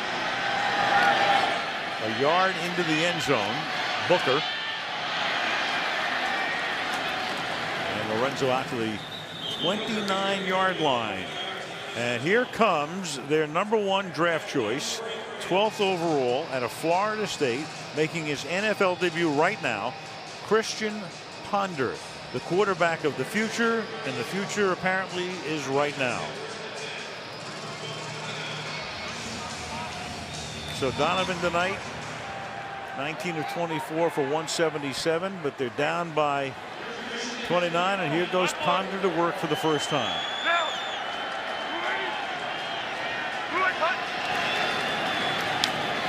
Good way to start a career. You give the ball to Adrian Peterson. You can make a career out of doing that for sure. Well, you just have to wonder. You always think of what these guys are thinking when they come in for the first time. Really a surprise pick, didn't you think, that he was drafted that high? It caught a lot of people off guard for the Minnesota Vikings. It's only the 3rd time they've ever taken a quarterback in the 1st round. And when you're a rookie, the first thing you got to do is get that chin strap passion. You know, otherwise you got to do that whole, you know, Fu Manchu mustache thing. Back to square one. Does a play fake and rolls out, and his first NFL carry is going to be good for a first down. Yeah, he didn't even really contemplate trying to throw that one in down there, did he? Saw the edge and is going to take off and run with it. Everybody's chasing Peterson, and there goes some of the mobility that made him an attractive draft choice. And a lot of issues, arm, elbow, shoulder issues down there, some surgery, and they feel like he's back to full strength again. Got a degree in finance and did it in just 2.5 years at Florida State. Ball at the 40-yard line. Off the fake, look out, steps up. Good pocket presence. Away he goes to the 49-yard line. Flag is down back at the 28-yard line. Boy, holding, number 76, offense. 10-yard penalty, still first down. That's the all-pro guard, Steve Hutchinson. I'll tell you what, though, Julius Peppers almost killed Adrian Peterson in the backfield. Peppers came around there, and he was looking for Christian Ponder and accidentally ran into Adrian Peterson. That's probably the hardest shot Peterson's taken in a long, long time. Most times you don't get that kind of a shot against a guy that elusive. Pepper's had a big night tonight on that bad knee, hasn't he? Oh, yeah. Oh, yeah. 1st and 20 from the 30. Ponder will swing it to Peterson. Not much happening out there. Roach is there to make the tackle. When you look at the history of the Vikings, only twice in their history have they drafted a quarterback in the first round. Tommy Kramer was picked in '77, had a decent career, and then Dante Culpepper, the 11th overall choice back in 1999. Yeah, and really only a handful of times they've ever taken a quarterback period in the first 3 rounds. So I guess maybe no surprise they brought Donovan McNabb in here. 2nd and 20. Handles that high snap. And then throws and finds the open man, and that's Harvin. And Harvin comes close to picking up a first down as he gets to the 50-yard line. Well, that was impressive. Enough for a first. Yeah, he had to kind of move around the pocket a little bit, and there's Percy Harvin. He looks like he's in pain, but this is a good sign. He could feel the pressure, step around it a little bit, keep his eyes down the field, and for Percy Harvin, I'm sure he's thrilled. I don't think anybody's been more frustrated than Percy has with what's been going on with the down the field passing game. Harvin's caught 6 tonight for 63 yards. Good hard play fake and throws a bullet, and that's another first down to Harvin. So very impressive opening drive in the career of Ponder. Let's go to Michelle. Well, you know, it's interesting for Vikings fans in Minnesota. They're kind of used to what you might call retreads, Al. Brett Favre, Rich Gannon, Warren Moon, Jim McMahon, guys who had played a decade somewhere else coming in. They looked at Donovan McNabb a bit that same way. So fans in Minnesota very eager to see this young quarterback, Christian Ponder, and what he can do. And Michelle would know since she's a resident of the Twin Cities. From the 35-yard line. And that pass is a little bit behind Greg Camarillo. Boy, if he'd completed that one, that would have been really impressive. Huh? He had to kind of throw back across his body on that one. But the nice thing that you're seeing out of him is the ability to move around, first of all, but also he's keeping his eyes down the field. He's playing NFL quarterback after taking a couple of runs early on. But he throws a pretty nice looking ball, pretty tight spiral, which obviously in the NFL come December you're going to need when the winds start really blowing. 2nd and 10. Play fake to Toby Gerhart. Pass is incomplete. Going deep, intended for the former Bear, Devin Aroma-Shadu. And it'll be 3rd down and 10. Well, and this has been one of the issues for the Minnesota Vikings this year. They had only completed some crazy stat, like 2 passes of over 20 yards all year, and already you're seeing Ponder coming in here and saying, well, short stuff worked, let's take a shot down the field. Unfortunately, he threw it out of bounds. Yeah, 2 completions to receivers who were 20 or more yards downfield. 3rd and 10. And that is caught by Michael Jenkins, who takes it to the 22-yard line, the former Falcon, with a first down here. Well, it's not an official quarterback controversy yet, but we're getting close. This is pretty good looking stuff here. Bring Shanko up the field to run into Lance Briggs, and that buys him just enough time to work on the outside. I'll tell you, he looks poised, doesn't he, Al? Well, if this was an election in Minnesota right now, he'd have all 10,000 votes. 1 for each lake. The 21-yard line. Oops. And there goes a lake. Well, yeah, right. 1 lake less. All right. 9,800 lakes right now. 2nd and 10. Yeah, that was a little strange. I think he was trying to work it in there to Michael Jenkins, and Jenkins kind of got knocked off his route. But one thing you did notice with Ponder coming out of college, plenty of finesse. I mean, any of those sort of little touch passes, he seemed to handle those really well. Down.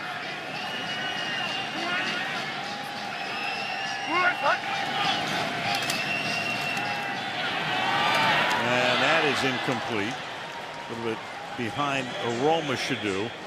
And it will be 3rd down and 10. Ponder on this drive, 4 out of 7 for 49 yards. Yeah, I think he may have hurried that one just a bit because he saw number 55, Lance Briggs, run underneath this one and tried to zip it and got up a little bit on him. That's the one thing in this league you cannot do. You can't throw them high. And for Donovan McNabb, he's seen this before, hasn't he?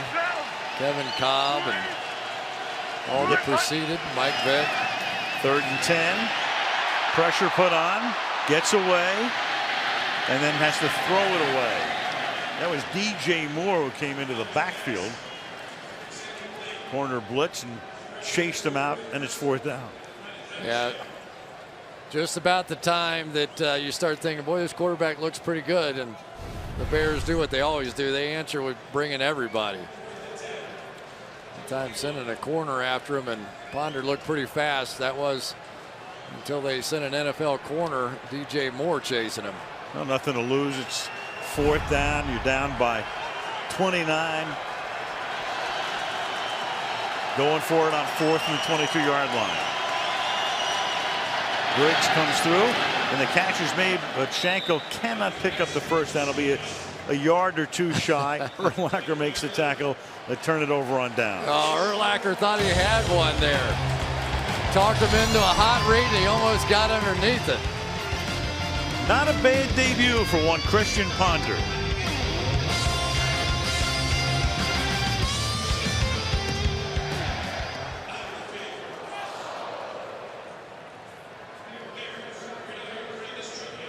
Right.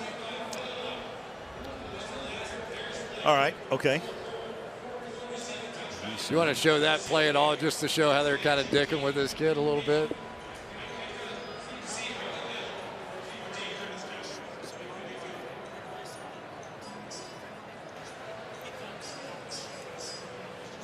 Ooh. Yeah. Yeah. Yep.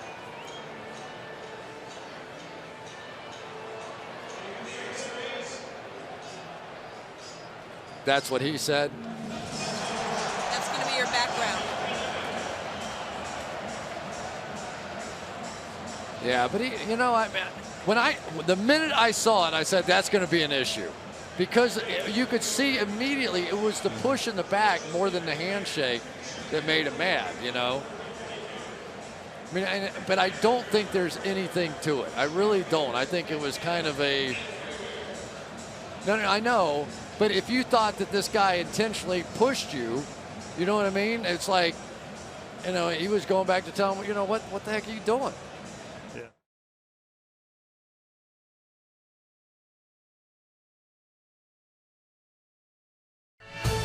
Sunday Night Football from Chicago, brought to you by Verizon, the official wireless service provider of the NFL. By Nissan, innovation for today, innovation for tomorrow, innovation for all. By Triple Hops Brewed Miller Lite, taste greatness. And by State Farm, get to a better state. The 85 Bears, Mike Ditka, the coach, and Jim McMahon and the gang, never got to the White House until recently. And the reason, of course, was a couple of days after they won that Super Bowl over the Patriots, that great team. You had the Challenger tragedy. And so that canceled what would have been the Bears' visit to the White House. And here they were a quarter century later, getting to 1600 Pennsylvania Avenue. Yeah, President Obama, big Bears fan. I'm sure he had a great day. From the 13-yard line, this is Matt Forte getting to the line of scrimmage and not much beyond. Well, a lot of stuff went on today, and you know by now that 49ers win, and the exuberant Jim Harbaugh is going off the field, and Jim Schwartz didn't like the way he handled the handshake, and that led to this. Harbaugh saying, "Get out of my face." And I think really, and here goes Schwartz again after him, but I think it was sort of, the handshake wasn't an issue, but it was the smack in the back that knocked Schwartz off balance, that he took the wrong way, or, you know, hopefully it was the wrong way. Schwartz is not used to losing. We're undefeated. This is Williams up to the 29-yard line. You know, Jay Cutler's had a nice day, but so is Roy Williams. This is by far his breakout game, and it wasn't all in mop-up time here either. Early in the game, They hit him on a couple of crossing routes, and if he starts to be a factor, could be significant, because the one thing about Johnny Knox and his great speed, we all know about that, and Devin Hester, but they're little guys. So you want to throw some balls across the middle. It's nice to have that bigger receiver in there to give you a nice big target. Well, Williams trying to resurrect the career. Good in Detroit, then was traded to Dallas, and that turned out to be a disastrous trade for the Cowboys. And they had their fill, and here he is. And speaking of the Cowboys, there's Barber. Just to finish up with the 49ers in Detroit, you know, in some ways, though, that becomes the whole story instead of the fact that was a heck of a football game today. Back and forth they went. 49ers held them at the end, had to give the ball back. I mean, it's two teams very much on the upswing. And then, of course, it all boils down to a million yakety yaks about what happened after the game. Absolutely. But, you know, Jim Harbaugh is doing now with the 49ers what he did with Stanford, and that is play a very physical brand of football that Coach Schembechler would be proud of. 2nd and 6. Barber to the 34-yard line. Meanwhile, Green Bay, of course, they just keep on rolling. They had the Rams today, and away they went. Big early lead and coasted to a win. 6-0, only undefeated team. Detroit now 5-1 after today. Bears trying to get to 3-3, and the Vikings heading for 1-5, and a date with the Packers at the Metrodome next Sunday. Yeah, you get the feeling that it's, unless something really rough happens in Green Bay, they're going to be tough to catch. But Chicago feels like they owe Detroit one after the other night. They were not at all pleased with what happened to them there. So rematch looms. 3rd and 5. They'll get him in a couple of weeks here, and that's incomplete. 4th down. Let's go to Michelle.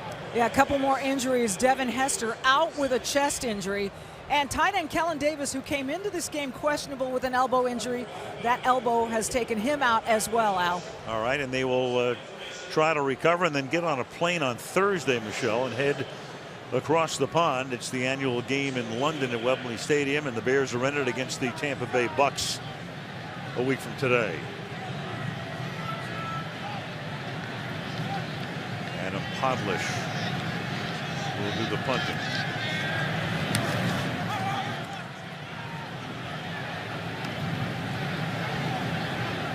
And we'll take a second look at Christian Ponder when he leads them from the 41-yard line. 6:42 left.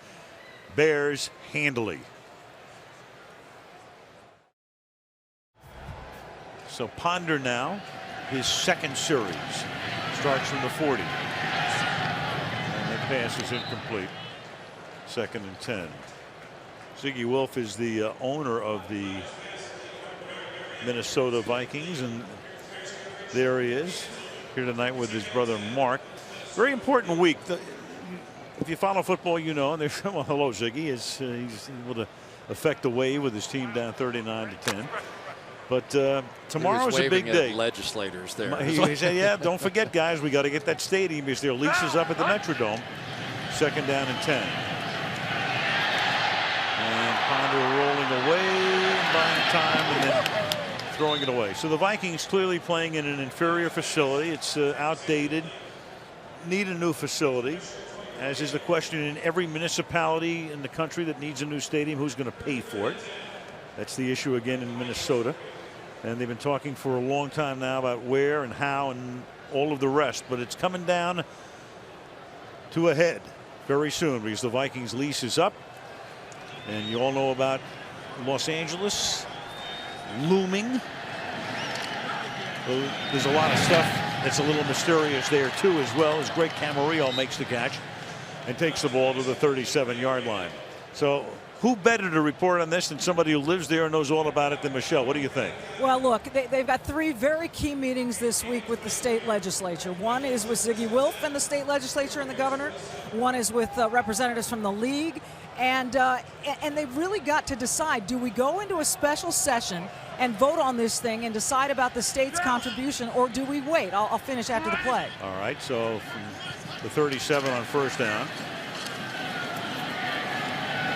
And that's caught by Gerhardt. Okay, go ahead, Michelle. Well, the new stadium site that's been proposed is in Arden Hills, which is in Ramsey County, about 10 miles away from each of Minneapolis and St. Paul. So it would not be in Minneapolis. Ramsey County has committed a third of the money. The Vikings have committed $420 million. That's the third largest private contribution in NFL history. Now they'd like the state to commit. Governor Mark Dayton wants this to get done, but it's now up to the state legislature to say, okay, we're on board too. 2nd down and 6. More in 1 second on that right after the play as Ponder under pressure throws. Gearhart makes the catch. So Michelle, let me put you on the spot for a second. What do you think's going to happen? What's the sense of what takes place next? Well, here's the thing. Voters, Minnesotans are pretty split politically. They don't necessarily like to see public funding for a stadium, but this stadium would be used by a lot more tenants than just the Vikings. Now, the governor, as I said, really wants to get this done. He knows politically it would be very good. The legislature is kind of listening to both sides. They're listening to the governor. They're also listening to the people of Minnesota. But insiders I've spoken with in terms of the Vikings, they feel cautiously optimistic. And, you know, my gut tells me it's going to happen. This franchise is so important. 2 years ago, so close to a Super Bowl, couldn't get it done then. Now they're playing poorly. We'll see if they can get it done under these circumstances. Our reporter on the scene, the one and only Michelle Tafoya. You know what I love the most of all? Michelle grew up in Southern California, just the way she says Minnesotans. Hey. Fully acclimated, isn't she? Yeah, I could do that, or I could, you know, take on my Valley Girl California accent. Do. Let's hear a little of that.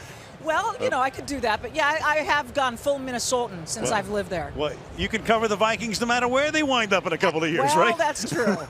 like totally, yeah. We really like totally to see that team, and totally, yeah, like. 3rd and 17, and that catch is made by Michael Jenkins. 4th down. Well, Christian Ponder's not doing too badly. He's fit a couple of balls in there into small spaces, and he does throw a pretty ball. He has a quick release, not a lot of extra motion to that delivery, and he's putting it in good spots. If you were looking for a positive sign, and there aren't many tonight, it's amazing that these two quarterbacks have played pretty well and they're getting hammered like this. And Ponder avoids getting hammered again, and that's going to be short of the 1st down. Turn it over on downs again as Berrien makes the catch. Bears get the ball back up 39-10.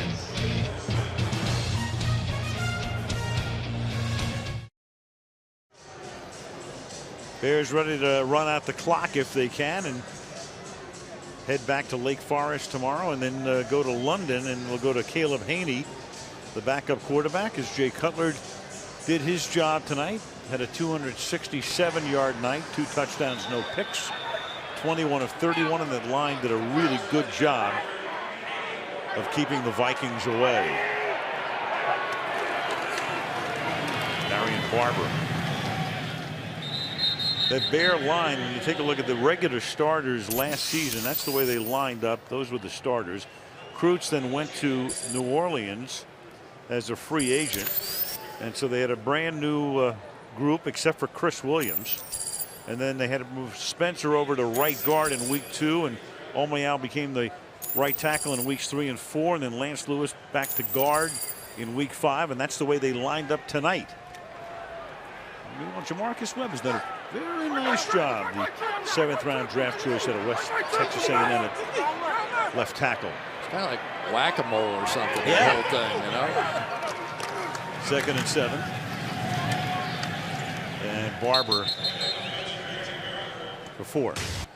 Well, one guy on that offensive line who stayed in the same position, and maybe it's paying off because he's really played well tonight. We saw him early on the draw block, getting 2 guys to pop Matt Forte, but this has been what has been the most impressive, his ability to get out in front of Forte on some of these outside plays. And I tell you, it's just remarkable that this is the same offensive line that played the Detroit Lions a week ago, and as bad as it was last week, it's been that good tonight.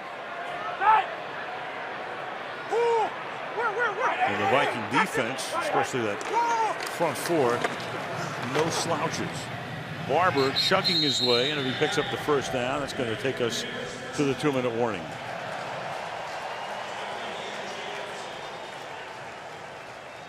Jay Cutler, he wasn't so happy a week ago. When we talked to him this week, he wasn't so happy then either. But tonight, that's more like it. 1 sack, knocked down a few times, and he had his say this week. There's no question. He spent a little time with Mike Tice, the offensive line coach, Mike Martz, the offensive coordinator, and I'm sure he's much happier now. 2-minute warning. The Chicago Bears ready to go to 3-3 with a big win over the Vikings tonight.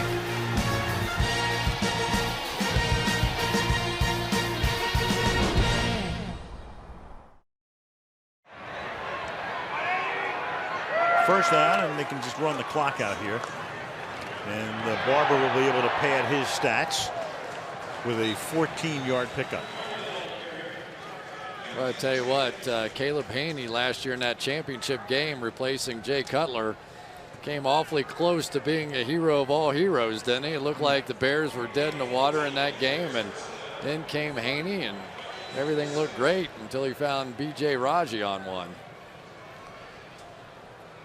Minute and a half to go, and they can run the clock out. And we want to send our condolences to Art Modell, the longtime owner of the Cleveland Browns and then the Baltimore Ravens, still very much involved in the franchise, and the passing of his wife Pat within the past couple of days.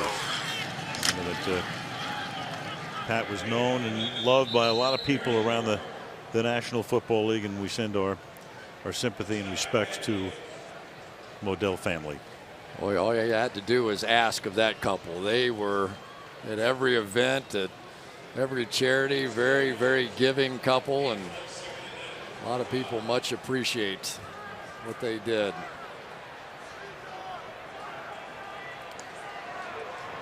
Well, there is Christian Ponder, and of course that's the question that Leslie Frazier will be asked immediately upon the beginning of his little press conference after the game. Who starts next week? What do you think, Chris? I think probably Christian Ponder. You know, it's impossible to take Donovan McNabb out, but at some point you've got to find out. It just depends on whether or not you consider this season done or not. Well, if it's Ponder, he'll make the acquaintance of Mr. Clay Matthews and Mr. Dom Capers. Got to beat him eventually. Right. Sooner or later. Big night for Cutler. Big night for the Bears. Big night for Hester.